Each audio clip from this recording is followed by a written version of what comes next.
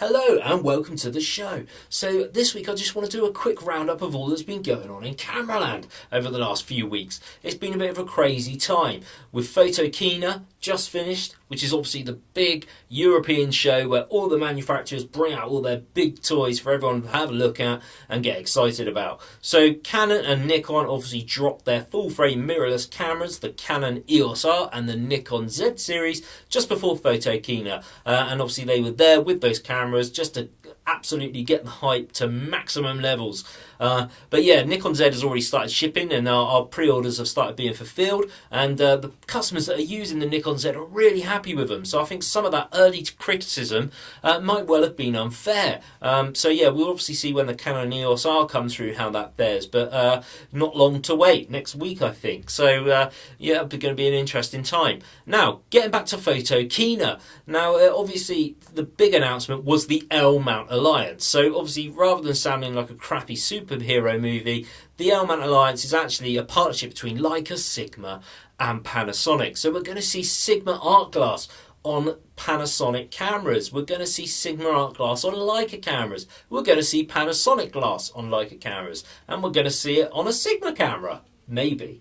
But obviously Panasonic announced the S1 and the S1R. So we've got some full frame mirrorless monsters from Panasonic, as we talked about last week, with the dual card slots, built-in image stabilization. It's really going to be a contender for awesome all-round video use, I reckon, like a big GH5. But that was really exciting news. Obviously, just before Photokina as well, we saw the X-T3 from Fujifilm. I've been playing with this, I've been doing some video with it, and I must say, for a crop sensor, this is as good as it gets for video. The 4K is so clean, sharp, and that Eterna film simulation is gorgeous. So I think at the moment, of all the cameras that were talked about and released around Photokina time, this is the best buy. I love this camera. But also from Fujifilm, we heard about new medium format. And that's the GFX 50R. It's like a big XE3. Take a look. Now, I love the look of this camera, and I think this is going to be a much bigger seller than the previous GFX, purely because of the shape of the body. It's much more what people are used to in a mirrorless camera, rather than that kind of DSLR style.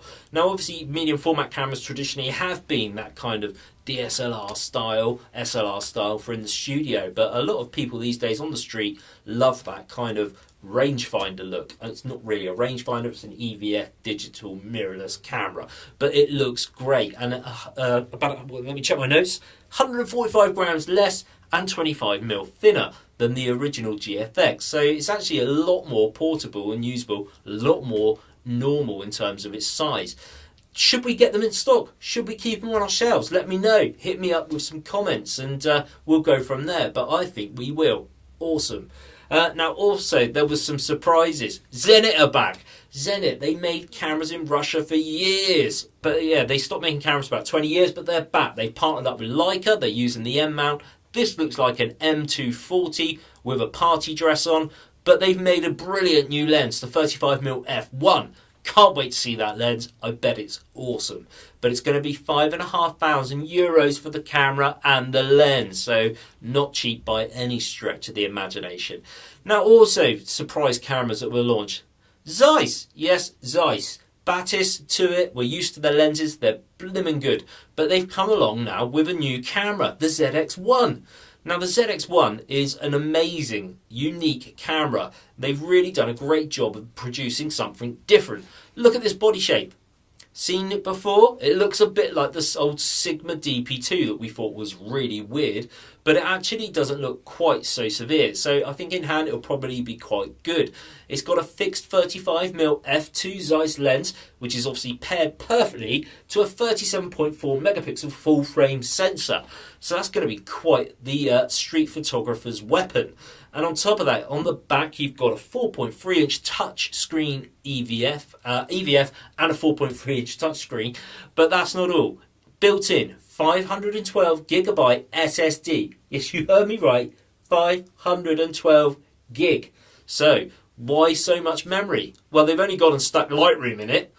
Yeah, Lightroom. Lightroom in a camera. So no more taking your images off the camera, sticking them on your computer, fiddling around, getting them right, upload them to social media. No, shoot raw edit, post.